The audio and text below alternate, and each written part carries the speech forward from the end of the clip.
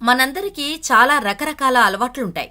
Books చదవటం, physical games ఆడటం, మొక్కలు పెంచటం, పెయింటింగ్ వేయటం, స్మోకింగ్ చేయటం, డ్రింకింగ్ చేయటం, ఇలా పుర్రకో అభిరుచి ఉంటుంది. ఇవన్నీ సాధారణంగా అందరికీ ఉండేవే. కానీ మన జిందగీలో కొంతమందికి వింత అభిరుచులు ఉంటాయి. వారి హాబీతో ప్రపంచాన్ని, దేశాన్ని, రాష్ట్రాన్ని వణికిస్తుంటారు కూడా. ఎందుకంటే ఆ వ్యక్తులకు మనుషులను చంపడమే హాబీ. ఇలాంటి వాళ్ళని సీరియల్ కిల్లర్స్ అని అంటారు. ఇది నిజానికి హాబీ కాదు, ఇదొక రకమైన మానసిక వ్యాధి. వీరికి చంపటానికి ప్రత్యేక కారణమంటూ ఏమీ ఉండదు. అలాగే అందరికీ ఒకే కారణం ఉండదు. వాళ్ల అనుభూతి, ఒక్కొక్కరిలో ఒక్కో టైం మెంటాలిటీ బట్టి చంపుతారు. ఇలా కారణమైదైనా కూడా వాళ్ల కాలక్షేపం మాత్రం ఇతరుల ప్రాణాలు తీస్తుండటమే.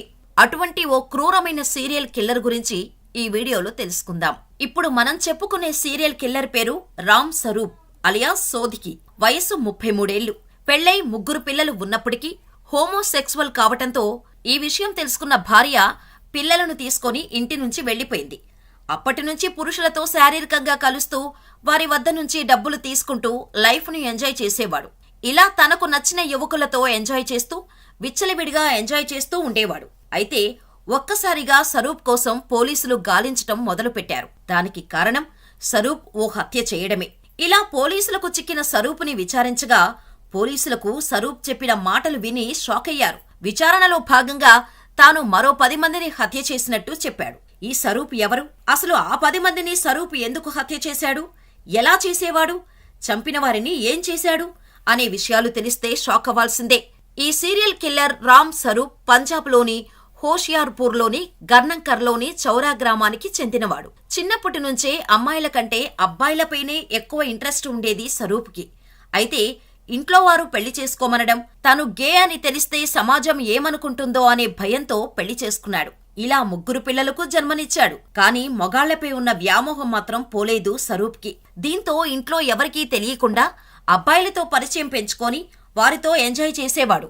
ఇలా కొంతకాలానికి భార్య సరూప్ నిజస్వరూపం గురించి తెలుసుకుంది. భర్త ప్రవర్తన సరిగ్గా లేదు అని, అతడిలో మార్పు వస్తుందని చెప్పి చూసింది. కానీ సరూపులో ఎటువంటి మార్పు రాకపోగా భార్య ఉండగానే నచ్చిన అబ్బాయిని ఇంటికి తీసుకువచ్చి ఎంజాయ్ చేయటం మొదలుపెట్టాడు. ఇదంతా చూసిన భార్య ఈ మనిషితో ఉంటే పిల్లలు కూడా చెడిపోతారు అనుకొని భర్తను విడిచిపెట్టి వెళ్లిపోయింది. అప్పటి వరకు తన విచ్చలవిడి శృంగారానికి అడ్డుగా ఉన్న భార్య ఇల్లు వదిలి వెళ్లిపోవటంతో మరింత రెచ్చిపోయాడు సరూప్. రోజు ఎవడు దొరికితే వాడిని ఇంటికి తీసుకువచ్చి అడ్డు అదుపు లేకుండా లైంగికంగా ఎంజాయ్ చేసేవాడు. అప్పుడప్పుడు క్లయింట్స్ చెప్పిన చోటుకే వెళ్లేవాడు. ఇలా వారిని సంతోషపెట్టినందుకు డబ్బులు తీసుకుంటూ ఉండేవాడు. సరూప్ ఎంత అడిగితే అంత ఇవ్వాల్సిందే. గొడవ చేయకూడదు. ఎవరైనా అడిగిన డబ్బులు ఇవ్వకపోయినా, గొడవ పెట్టుకున్నా వెంటనే తనలో ఉన్న సైకో బయటకు వచ్చేవాడు. తన దగ్గర ఉన్న ఓ క్లాత్తో వారి ప్రాణాలు తీసేవాడు. ఆ క్లాత్ మిస్ అయిందా, తన పక్కన ఏముంటే వాటితోటే తలపై బాది చంపేవాడు. ఆ తర్వాత తనకు ఏం తెలియదన్నట్టుగా అక్కడి నుంచి వెళ్లిపోయేవాడు. ఇలా ఇప్పటి వరకు మొత్తం 11 మందిని హత్య చేశాడు ఈ సీరియల్ కిల్లర్. ఇలా పోలీసులకు దొరకకుండా తన హత్యాకాండను కొనసాగిస్తున్న స్వరూప్ చివరికి ఓ వ్యక్తిని హత్య చేసి పోలీసులకు చిక్కాడు. 2024 ఆగస్టు 18న టోల్ ప్లాజా మోడ్రా వద్ద టీ అందించే 37 ఏళ్ల వ్యక్తిని హత్య చేసి దొరికిపోయాడు.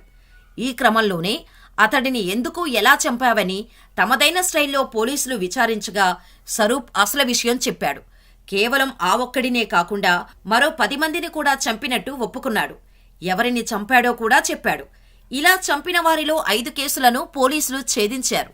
అయితే 3 హత్యలు రోపర్లోనే జరగ్గా ఫతేఘర్ సాహిబ్, హోషియాపూర్ జిల్లాలో ఒక్కో హత్య జరిగినట్టు పోలీసులు గుర్తించారు. అయితే స్వరూప్ చంపిన తర్వాత బాధితుల వీపుపై ధోకే బాజ్ అంటే మోసగాడు అని రాసేవాడు. ఆ తర్వాత వారిని చంపిన పశ్చాత్తాపంతో చనిపోయిన వ్యక్తి పాదాలను తాకి క్షమించమని అడిగేవాడు.